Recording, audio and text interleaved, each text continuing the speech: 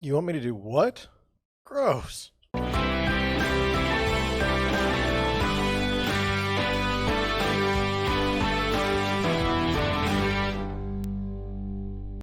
Good afternoon. So, part of my channel is devoted towards realtor safety. I don't think that I don't think real estate agents are necessarily targeted all the time, but it seems like there's always incidents. And why is that? I guess because we work with people all the time. But I wanted to highlight this story I saw today about a creepy dude, and we'll just go over it and see if we can learn from it. So this didn't make as much headlines as I wish it would have. I've got four different sources. Thought we'd just go over the story and then just you know talk about it. So it says man arrested for allegedly threatening to ambush and rape female real estate agents in multiple Mississippi counties. It says the Lowndes County Sheriff's Department announced Tuesday that a man wanted for allegedly threatened to ambush and rape female real estate agents in several counties across Mississippi is in their county. It's in their custody. A convicted sex offender has a long history of cyber stalking dating back to 2007. It says, but it was during the first week of January 2022 when Lowndes County Sheriff Eddie Hawkins says a local realtor contacted him about receiving a series of disturbing calls, multiple text messages, and the graphic nature of the description of the violent events that he wanted to commit. Okay. So what did he say? The woman says a man threatened that he was going to have his wife set up an appointment with her to view a property where he said he would then show up and rape the real estate agent. While the deputy was there talking to the victim, he called again, and the deputy firsthand heard the conversation over speakerphone that he was communicating with the victim. Using phone records and social media posts, the sheriff's department identified the suspect. It says, once we identified him and identified where he was making these calls from, we got the Mississippi Bureau of Investigations involved in this case with us.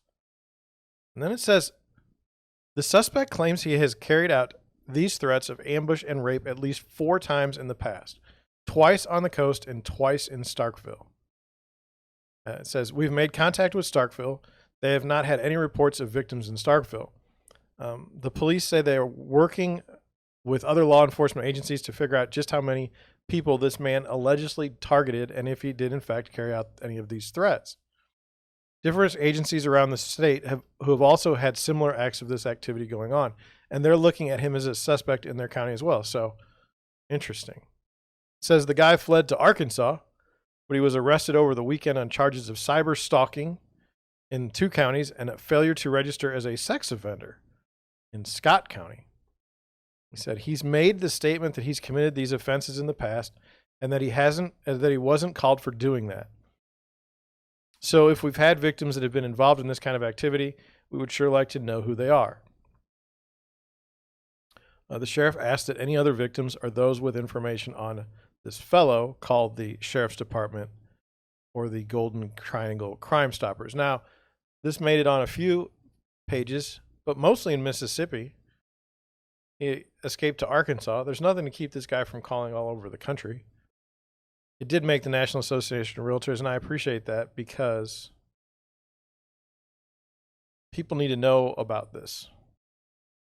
They need to know about this behavior. So I had some thoughts. Let me go over them with you. If we can get word, like my channel's not big. I got 54 subscribers. If we can get the word out to 3 or 4 real estate agents that have encountered this, I'm good with it.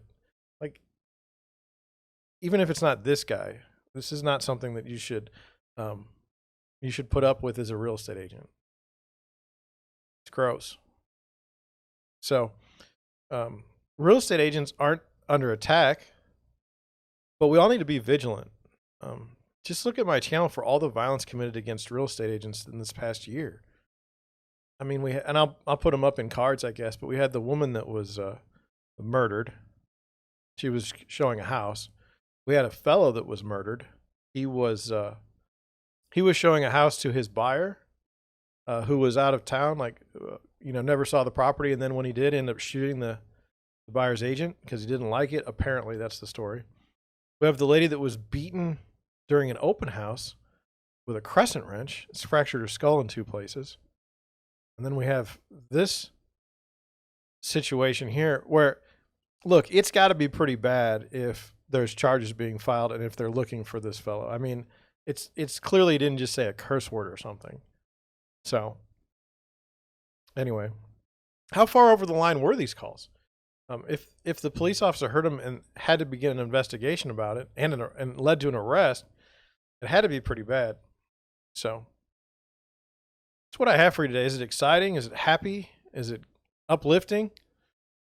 No. But I do care about real estate agent safety. I think we get stuck in this situation where, if we meet that buyer, at night and happens to be in a decent part of town, obviously the buyer's fine. We don't have to worry about it. But I don't think it's that easy. We have to be on guard. Have to be aware. I mean, there's people now making money off of real estate agent safety. I don't plan on jumping into those types of courses. There's a foundation for the woman that got killed, I believe, in Arkansas. I guess it's been a year or more, 2 years.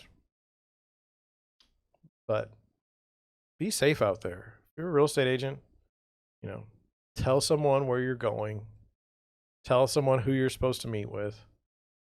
Don't go show stuff to people that aren't pre-approved, pre-qualified, or people you don't know. I was reading on the realtor page, they had a lady doing a seminar, and she said that you should never do open houses anymore. They should all be virtual. Now, I don't agree with that. I think the only way you sell property is if you actually go see it.